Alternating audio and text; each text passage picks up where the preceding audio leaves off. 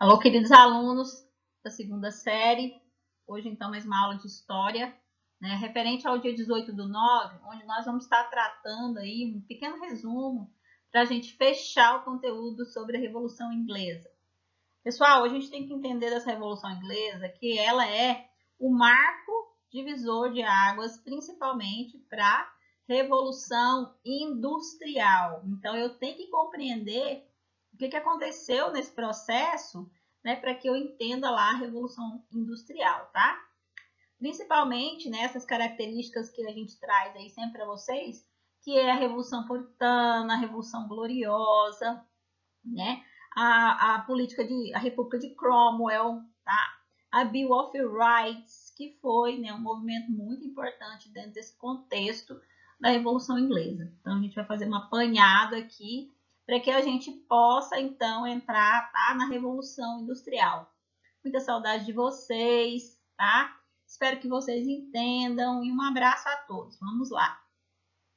Então, pessoal, a Inglaterra, né, com a Revolução Inglesa, ela foi, né, vai ser considerada, no final do século XVIII, século XIX, a maior potência econômica mundial. E isso vai se dar devido à Revolução Inglesa, porque vão ocorrer muitas transformações políticas, econômicas e sociais em todo esse contexto, onde a mão de obra artesanal vai passar para a mão de obra manufatureira e vai se ter altas tecnologias, contribuindo então para que a Inglaterra seja maior o quê?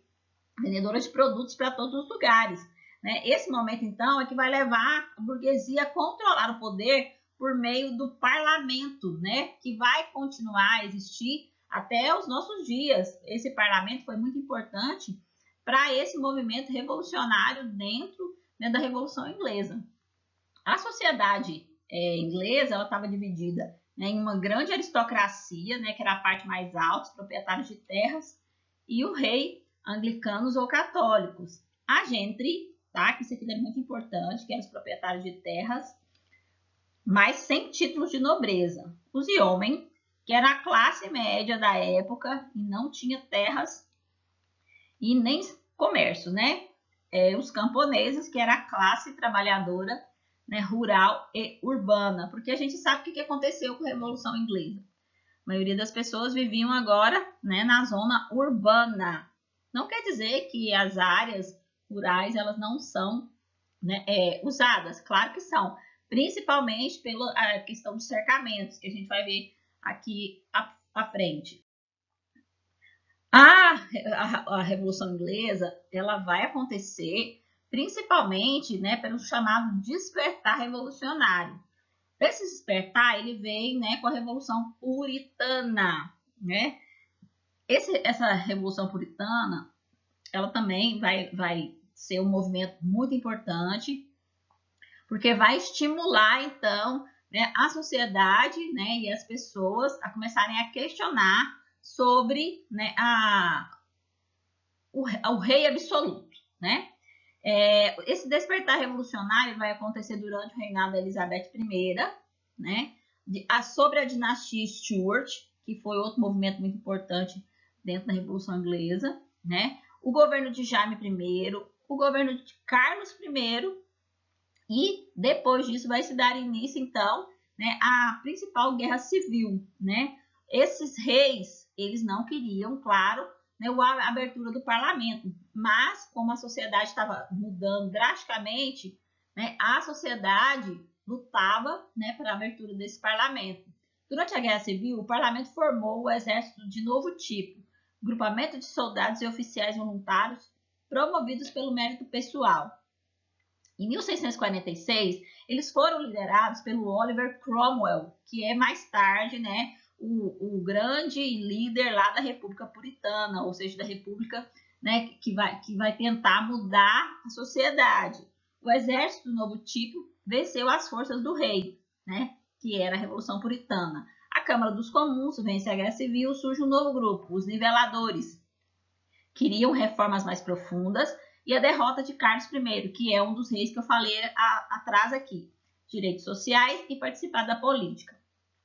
O Oliver Cromwell acaba reprimindo esses grupos, porque o Oliver Cromwell ele era favorável, né, ao parlamento. Só que, infelizmente, né, na revolta dele lá, no subir, né, do poder, ele acaba negando tudo aquilo que ele acreditava, se tornando um grande ditador. Surgiram os cavadores, que queriam a volta das terras comunais e os direitos sociais. E em 1649, o rei Carlos é decapitado e Cromwell funda a República Puritana, ou Commonwealth, que é um novo ideal, né, republicano, que não tem muito a ver com a questão parlamentarista. A República do Cromwell, ele se tornou chefe do Conselho de Estado, ele vai reprimir novas rebeliões, então negando tudo aquilo que ele pregava antes, né, porque ele era, né, um idealista do parlamentarismo, e aqui ele, infelizmente, ele muda toda a sua concepção. Então, ele vai reprimir novas rebeliões entre católicos e monarquistas. E vai extinguir os impostos indevidos. E a Inglaterra começa, né, a crescer economicamente, onde ele vai instituir, pessoal, esse ato de navegação. É muito importante esse ato de navegação. O governo de Cromwell foi se tornando tirano à medida que a crise econômica se agravava. Ele proibiu as manifestações populares e dissolveu o parlamento. Olha aí, para quem antes lutava pelo parlamento. A destruição causada pela guerra civil e desastrosas colheitas, aumento do custo de vida e salários baixos agravou a situação, né, da República, né, de Cromwell.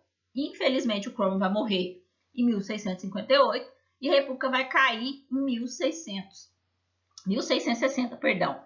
E Richard Cromwell, seu filho, assume e logo depois abdica. Iniciava-se então a restauração monárquica. O que aconteceu então? O Oliver não conseguiu instituir a república da qual ele estava sonhando agora.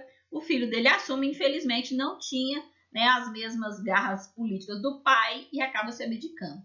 Dessa forma, então, vai acontecer a restauração monárquica. O que é isso? A monarquia, então, retorna para o governo, que é no governo de Carlos II, que vai onde aconteceu o quê? A Revolução Gloriosa. O Carlos II, que vai ser instituído pela restauração monárquica, ele vai reinar com o apoio de aristocratas e da burguesia, e fez um governo voltado para o desenvolvimento do comércio e da indústria. Olha aí, estimulando, né, a industrialização, estimulou as ciências, a educação. Entretanto, os conflitos ainda continuavam. Em 1685, o trono, né, vai ser assumido pelo Jaime II, que é o sucessor, né, e procurou beneficiar os católicos e se tornou impopular. Por quê? Nesse momento, a Inglaterra, né, ela estava assoberbada, né, de pessoas anglicanas, né, de puritanos, ou seja, o catolicismo ele não tinha tanto poder mais nesse momento. O Jaime II foi derrubado por um golpe de Estado conhecido como Revolução Gloriosa. Olha como foi importante. A Revolução Gloriosa, então, derrubou o monarca Jaime II, quando tentou isentar os católicos de pagar impostos e indicou seus líderes para cargos de governo. O que a gente sabe que não pode acontecer. Sem grandes conflitos, foi estabelecida, então, a monarquia parlamentar. O novo rei, o Guilherme de Orange, né, que foi o último desse movimento aí da Revolução Inglesa, submeteu-se ao parlamento. O que é isso? Ele obedecia ao parlamento. E ele assina a tão famosa Bill of Rights, que dá hegemonia ao parlamento. É mais ou menos essa trajetória aí, né, dentro da Revolução Puritana e Revolução Gloriosa, né? A gente tem que entender que na Revolução Inglesa, né, tem os antecedentes, as coisas que aconteceram antes da industrialização. A maioria das pessoas, elas viviam em campos ou vilarejos e elas trabalhavam em pequenos grupos e produziam em pequena escala roupas, objetos e alimentos.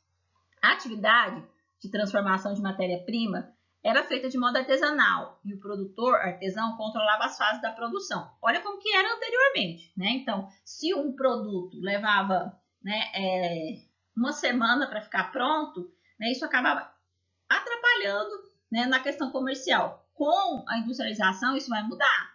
Mas aqui fala-se que antes da industrialização, a mão de obra era artesanal. Além de dominar todo o processo produtivo, era dono das matérias-primas e dos instrumentos. Já na Revolução Industrial, quem vai ser dono das matérias-primas e dos instrumentos? Né? O burguês. O processo de trabalho em manufaturas e acontecia através da divisão de trabalho. Desse momento, então, era chamado cercamentos. Entre os séculos XVI e XVII, o parlamento inglês aprovou em clausule as leis de cercamentos, que promoveram a expulsão de milhares de camponeses de terras comunais. E os camponeses tornaram-se trabalhadores urbanos ou emigraram para a América. Olha aí o que aconteceu. Com a Revolução Inglesa, houve esses cercamentos que vai tirar as pessoas da terra, né, através dessas leis de cercamentos, né, levando eles para a região urbana e para trabalharem nessas fábricas. Os que não ficaram, acabaram indo para a América. A restauração Stuart, né, que foi a de Carlos II, o Jaime II, que aconteceu o que, pessoal? A Revolução Gloriosa, que é chamada também de Revolução Burguesa, onde o Guilherme de Orange acata a Bill of Rights, que é a Declaração de Direitos, e o parlamento agora decide sobre todas as coisas, impostos, garantia à propriedade privada, as liberdades individuais e divide o poder. E aí, o que vai acontecer com isso? O fim do absolutismo na Inglaterra. E dessa forma, a burguesia assume o poder por meio do parlamento, chamada então monarquia parlamentar, que é a monarquia que acontece ainda hoje. O rei reina, mas não governa. Então, pessoal, para fechar, né, por que a Inglaterra foi a primeira a se industrializar? Porque com a Revolução Inglesa, o que aconteceu? Houve o acúmulo de capitais, a modernização da agricultura, principalmente com esses cercamentos, a mão de obra farta e barata, porque saíram da zona rural e foram para a zona urbana. Todos aqueles camponeses, então, vão ser essa mão de obra farta e barata. A abundância de carvão, mineral e ferro, né, no subsolo inglês, o puritanismo e a Revolução Gloriosa. Então, aqui está as principais características que levou, né, a Inglaterra a se industrializar, levando então a Revolução Industrial. Essa Revolução Industrial inglesa foi uma mudança profunda no sistema político, social e econômico da Inglaterra, sem uso de armas. A Revolução Industrial foi um processo de inovação tecnológica que substitui grande parte do trabalho manual pelo uso das máquinas, provocando o excedente de produção jamais alcançado. O que é o excedente? Sobrando, né? Como eu disse anteriormente, enquanto um artesão levava semanas para se produzir um sapato, com a Revolução Industrial, num dia eles produziam 1000 pares de sapatos, né? E isso acabava causando o excedente. A Revolução Industrial teve início no século XVIII, na Inglaterra, com a mecanização dos sistemas de produção, enquanto na Idade Média o artesanato era a forma de produzir mais utilizada na Idade Moderna. E tudo mudou. Consolidou, então, principalmente, pessoal, que eu vou dizer, o capitalismo, que é um modo de produção baseado nas relações trabalhistas assalariadas e na produção de bens objetivando o lucro. Então, a Revolução Inglesa causou, né, a Revolução Industrial. Eu espero que vocês tenham entendido, pessoal, e até mais.